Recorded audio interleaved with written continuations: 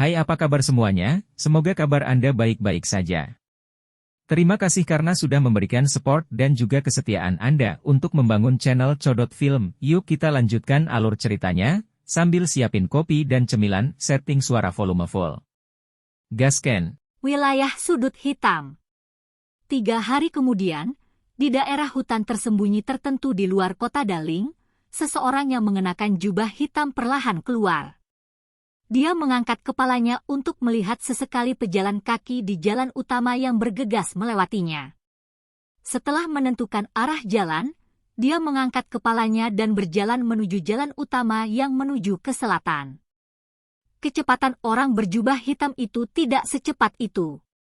Namun, jika orang yang penuh perhatian mengamatinya, mereka akan dapat menemukan bahwa setiap kali langkah kaki orang berjubah hitam itu jatuh, anehnya tubuhnya akan maju lebih dari 1 meter.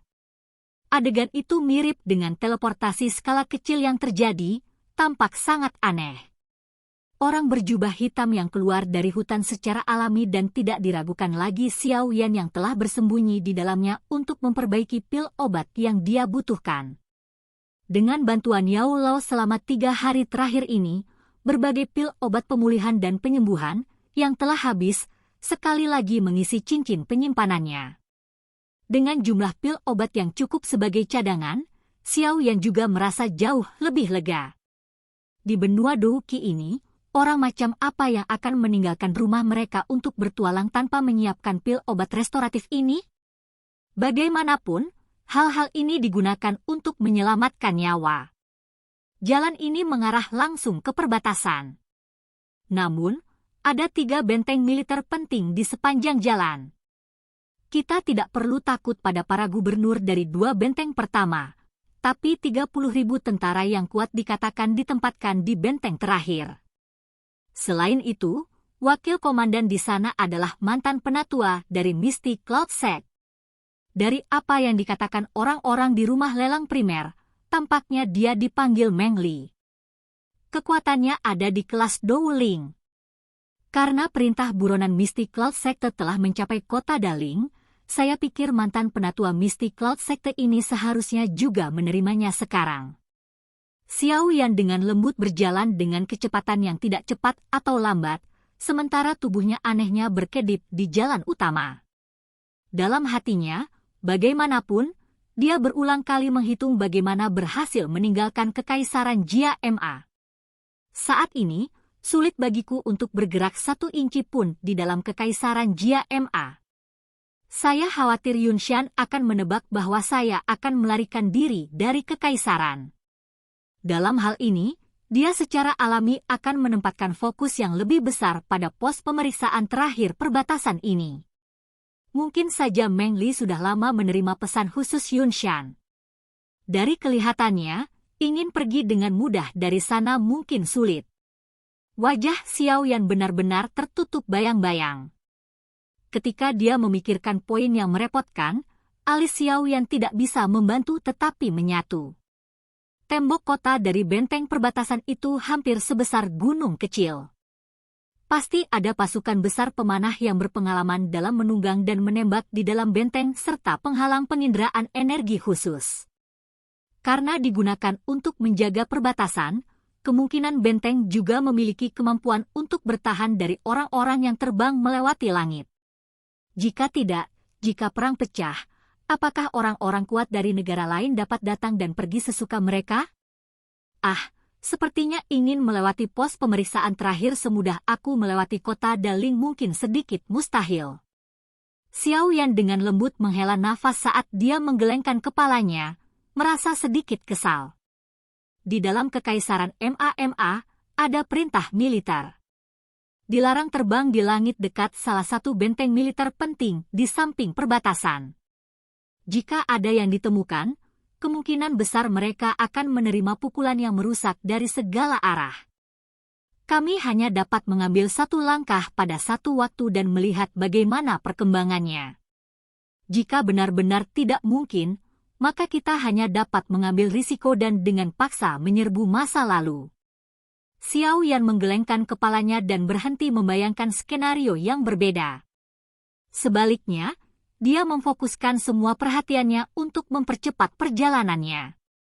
Meskipun jarak dari kota Daling ke perbatasan Kekaisaran Majia tidak pendek, ini hanyalah sesuatu yang kecil secara relatif. Jika orang biasa berjalan beberapa ratus kilometer ini, seseorang pasti tidak akan dapat mencapai perbatasan tanpa waktu 10 hari hingga setengah bulan.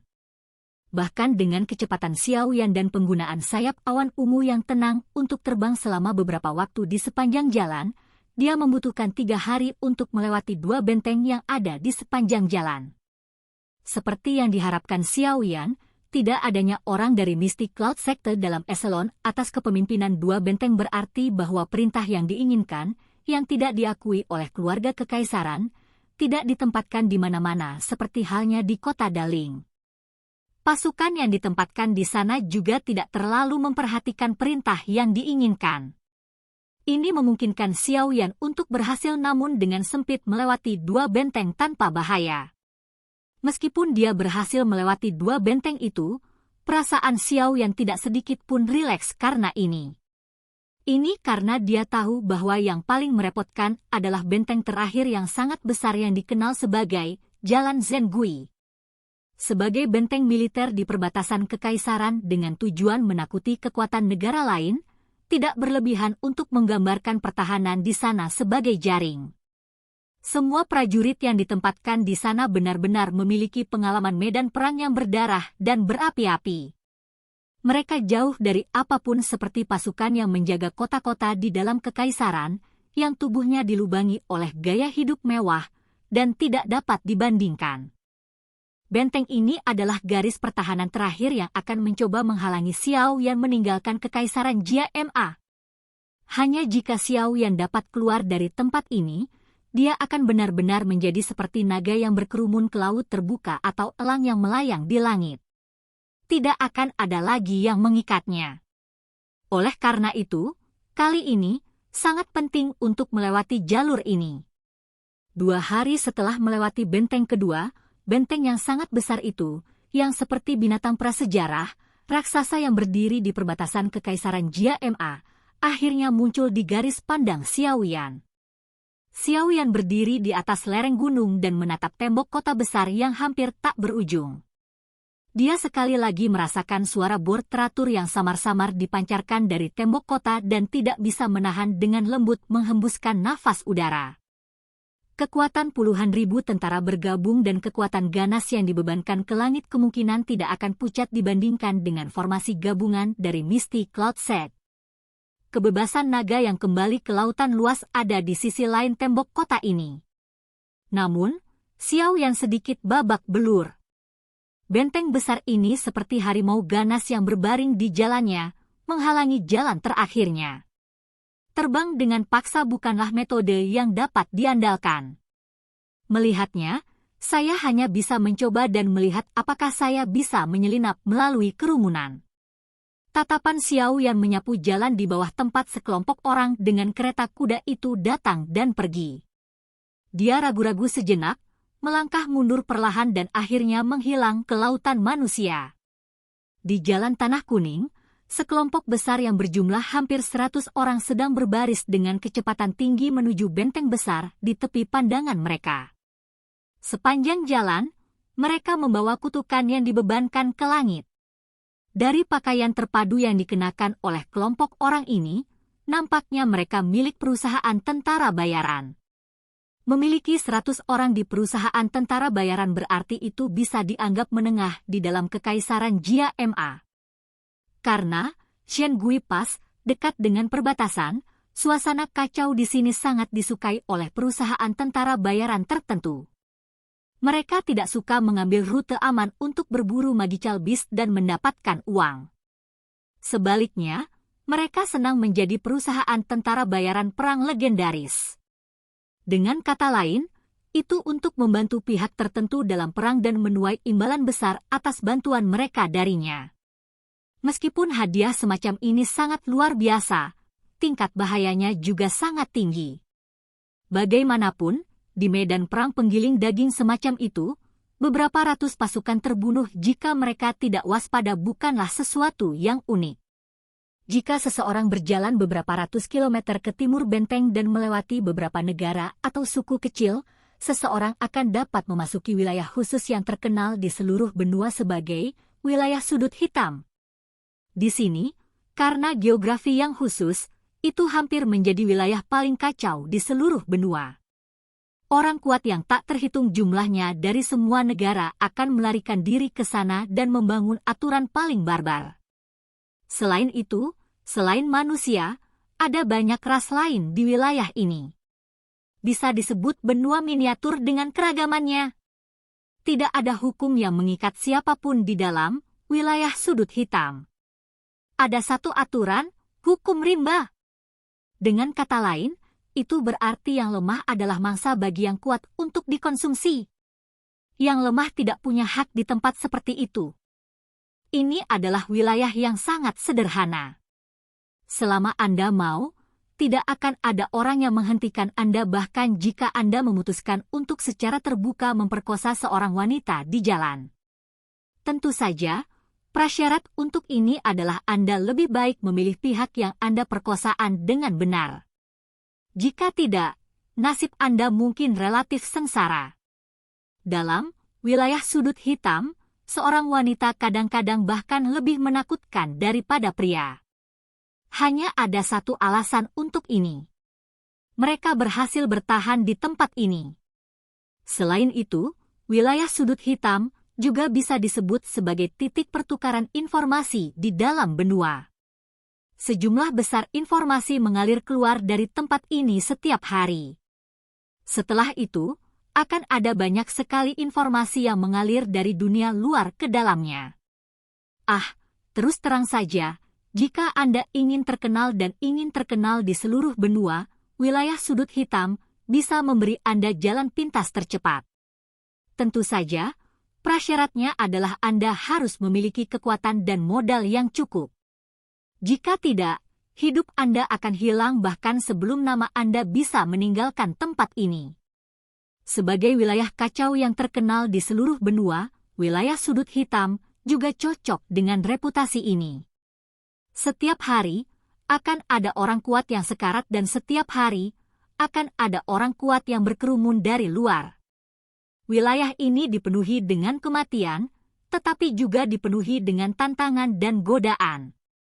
Di tempat seperti ini, hal-hal yang sulit dilihat seseorang di dunia luar, seperti metode Ki kelas tinggi, teknik Do dan berbagai macam armor magis, kuali obat, bahan obat, obat tingkat tinggi, delel, dapat menyebabkan orang untuk melihat sampai mata mereka linglung. Selain itu, dikabarkan bahwa metode Ki kelas telah muncul 2 kali di dalam rumah lelang di wilayah sudut hitam. Tentu saja, jika seseorang ingin mendapatkan semua ini, dia harus membayar harganya. Harga ini bisa dalam bentuk koin emas atau mungkin pertukaran menggunakan barang lain. Singkatnya, pasti tidak akan ada sesuatu seperti kue yang jatuh dari surga di dalam wilayah sudut hitam. Mencintai kekacauan dan condong ke kegelapan tampaknya menjadi faktor tersembunyi di dalam umat manusia. Oleh karena itu, meskipun orang-orang tahu bahwa daerah ini diselimuti oleh udara berbahaya, masih ada banyak orang yang mengerumuni gelombang demi gelombang ke tempat ini. Tujuan mereka mungkin jalan pintas untuk dengan cepat menjadi terkenal di seluruh benua atau mungkin untuk dapat memperoleh metode Ki kelas yang lebih tinggi, teknik Do, atau pil obat di wilayah yang kacau ini atau mungkin untuk mendapatkan kekayaan besar yang hanya bisa dibandingkan dengan surga. Terlepas dari alasannya, orang-orang yang berulang kali mengerumuni ini menyuntikkan lalu lintas manusia tanpa henti ke wilayah sudut hitam ini. Oh ya, sesuatu yang hampir tidak disebutkan. Mungkin itu karena pasti akan ada efek sebaliknya ketika didorong ke ekstrim tetapi terletak di tengah wilayah sudut hitam adalah Akademi Jianan yang terkenal di seluruh benua Douqi. Hanya saja, wilayah tertentu yang mengelilingi bagian luar Akademi Jianan termasuk dalam wilayah yang damai. Siapapun yang membawa atmosfer dalam wilayah sudut hitam ke tempat ini akan menjadi mayat di pohon besar yang terletak di garis batas antara Akademi Jianan dan wilayah sudut hitam keesokan harinya. Selama bertahun-tahun, tampaknya tidak ada pengecualian. Telah dikabarkan bahwa mayat 2 Do Huang dan 1 Do Huang digantung di pohon besar yang disebut pohon roh mati. Silahkan pergi ke. Oke guys, jangan lupa like, comment, share, and subscribe di channel Codot Film. See you next video, peace out and bye-bye.